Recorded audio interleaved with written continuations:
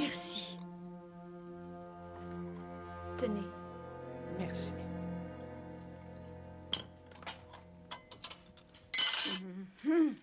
Je vous ai fait peur, désolée. Ce n'est pas grave. La journée a été longue. Mais vous avez l'air d'aller mieux que ces dernières semaines. Tu ne trouves pas, Julien? Oh, je suis de ton avis. Pourquoi faut-il que tout le monde me mente? J'ai une mine effroyable.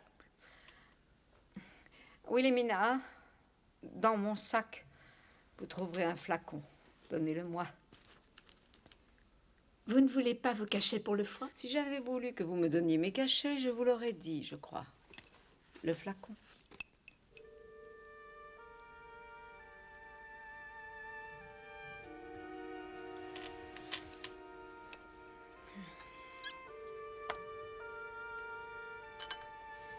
C'est Jacob qui me l'a donné aujourd'hui. C'est une préparation de sa composition.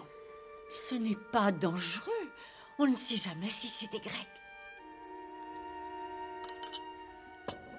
Que ça vienne de la Lune ou d'ailleurs, je m'en moque.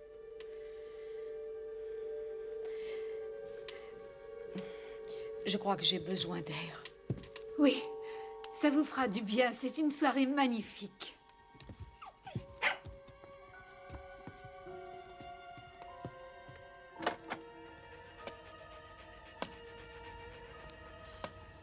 Laissez-moi tranquille, Minnie, pour l'amour du ciel.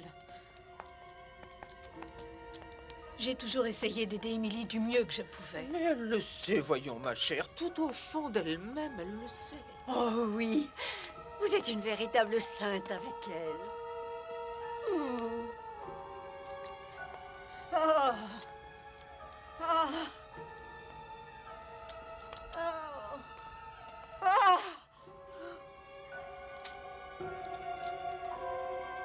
N'ayez pas peur, très chère.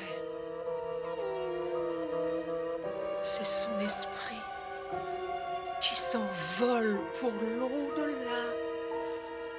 Vous voulez dire qu'elle va mourir? Elle franchit le grand passage, alors même que nous la regardons. Oh, quelle merveilleuse aventure!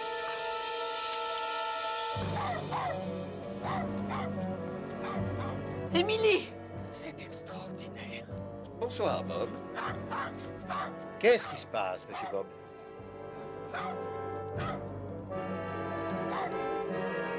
Vite, Hastings. Émilie!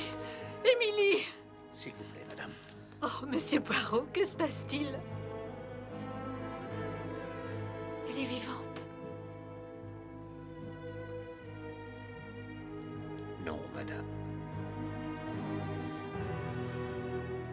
Elle est morte.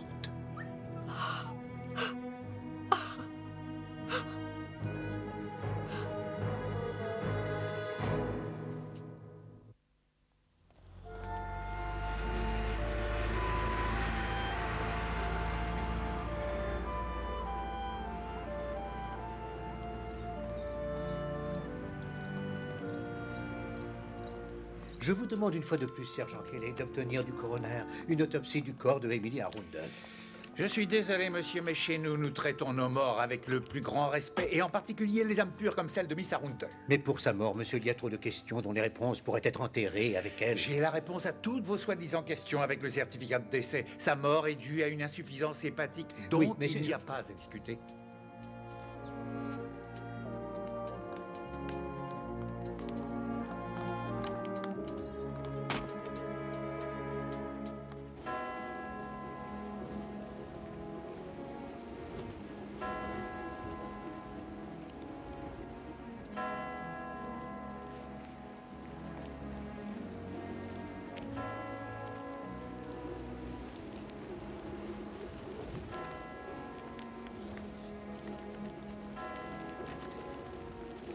Dieu sait que nous savons de quoi nous sommes faits.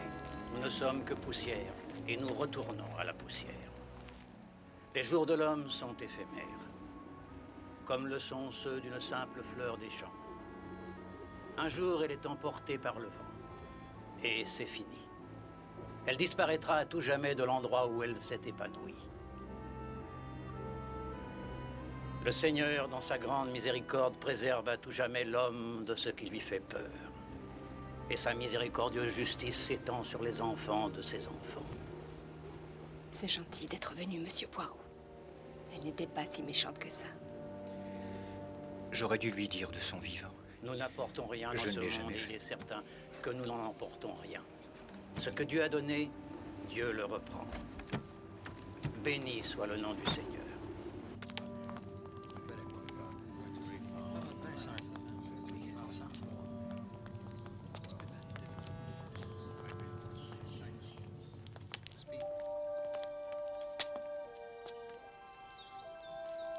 Pauvre chien.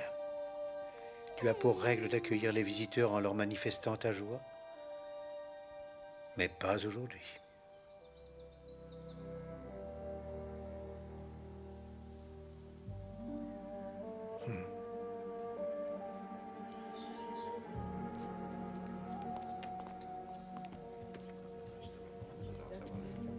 Mesdames et messieurs, le notaire de Miss Arundel m'a demandé de lire son testament puisque j'en suis l'exécuteur.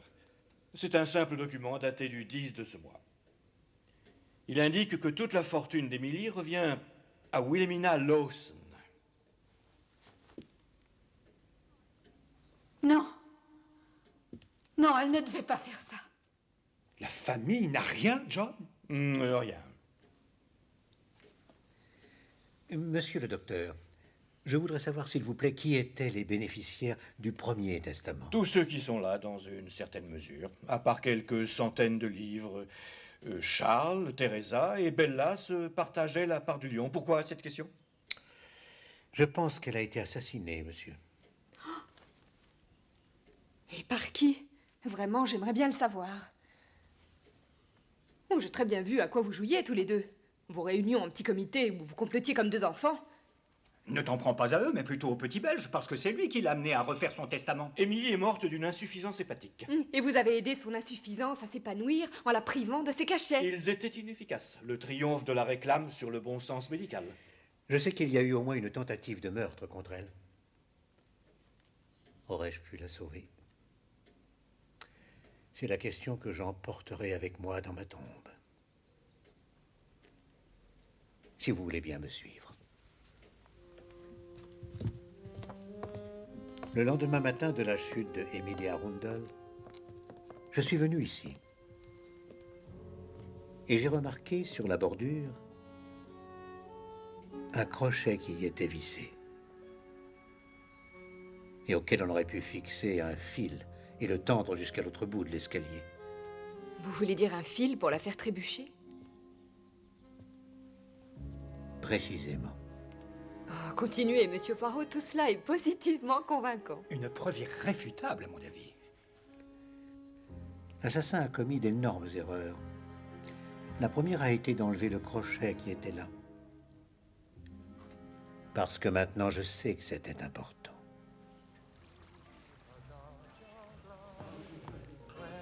Que faites-vous exactement ici, Charles? Vous ne l'avez pas remarqué, le batailleur. Je pilote des bateaux. Et vite. Non, et je voulais dire pour gagner votre vie.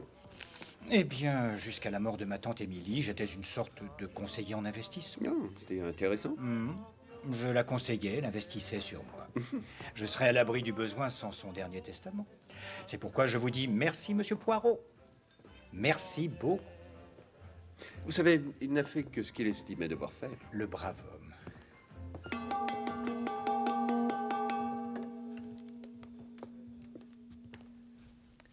Sans arrêt, je me demande, Hastings, si le fait de lui avoir dit de changer son testament était un bon conseil ou un mauvais.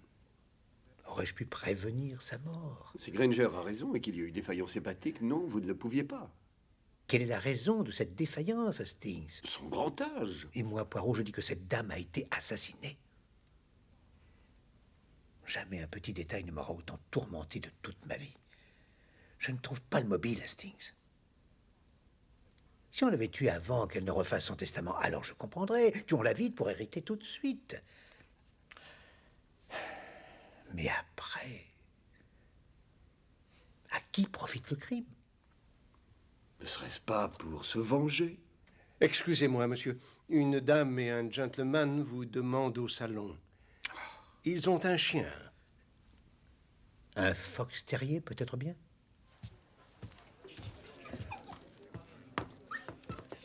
Viens ici. Oh, ce chien est insupportable.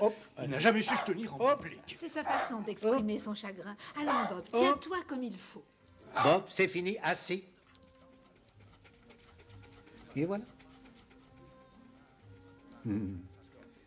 Vous avez vu Hastings? Notre démarche va vous sembler curieuse, Poirot. Wilhelmina souhaiterait que vous l'interrogiez. Mais pourquoi? Pour arrêter ces bavardages qui courent à mon propos. On me traite comme si... Enfin, comme si... Comme si vous aviez assassiné tante Emilie Arundel parce que sa fortune vous revenait. Vous l'entendez? C'est ce qu'il pense lui aussi. Mais je vous jure que je ne savais pas que j'héritais sa fortune. Personne ne le savait, madame. C'est moi-même qui lui ai conseillé. Néanmoins, Poirot, nous avons quelques petites idées. Racontez-lui ce que vous m'avez dit. Ça a un rapport avec le fait que vous aviez dit qu'on avait essayé de tuer Émilie. Et que maintenant elle est morte. Voilà. La nuit précédant l'accident, Bob m'a réveillée parce qu'il voulait jouer. Veux-tu te taire, Bob? Il y avait quelqu'un sur le palier avec lui. Je lui ai dit de le mettre dans son panier. Mettez-le dans son panier avant qu'il ne réveille toute la maison. Je n'ai pas vu le visage de cette personne, mais sur la robe de chambre, il y avait un monogramme brodé en or, avec les initiales T.A. Teresa Arundel? Ça ne peut pas être elle. J'ai peur, monsieur Poirot. J'ai peur d'être la suivante. C'est une peur facile à surmonter, madame. Donnez votre héritage aux bénéficiaires du premier testament. Oh. Mais si je faisais cela, ce serait aller contre les dernières volontés d'Émilie. C'est possible. Venez, ma chère. Nous avons donné suffisamment de sujets de réflexion à Monsieur Poirot. Une dernière chose, monsieur Poirot. Oui, madame? C'est Bob. Ça ne lui plaît pas de vivre avec moi. En revanche, vous semblez être exactement le genre de personne qui lui convient. Oh, madame, je ne peux pas prendre cette responsabilité. Dans ce cas, je crains que ces jours ne soient comptés, Poirot.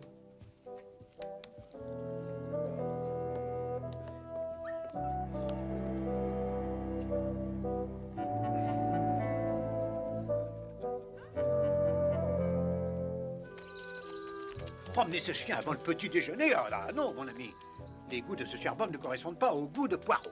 Faire un peu d'exercice vous fera le plus grand bien, Poirot. Oui, mais vous êtes un marcheur assidu, Hastings. J'aime marcher, c'est Eh vrai. ben, prenez-le alors. Non, Poirot, Bob aime être avec vous, pas avec moi. Ah, mais c'est... Oh, mais...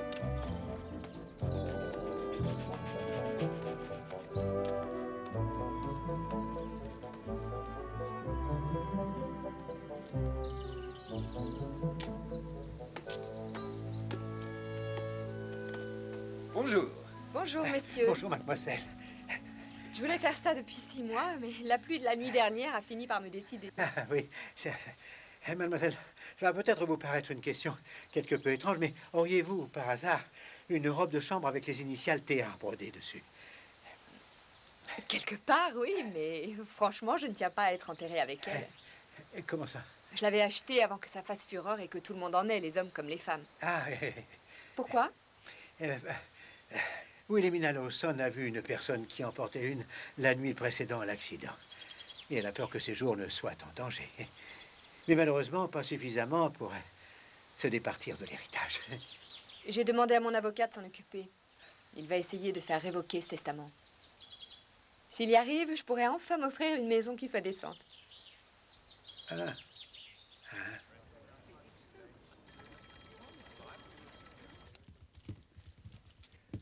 Oh, monsieur Poirot, on vous demande au téléphone. Vous le prenez ici, monsieur? Oui, mais savez-vous qui veut me parler? Miss Emilie Arundel, monsieur. Elle est morte, mon ami. Ah, c'est une question que monsieur devrait régler avec elle.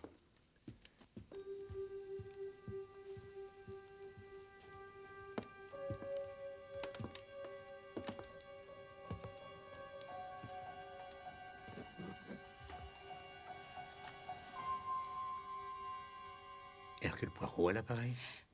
Oh, Monsieur Poirot, ce qui arrive est fantastique. Isabelle est en contact avec Émilie à l'instant même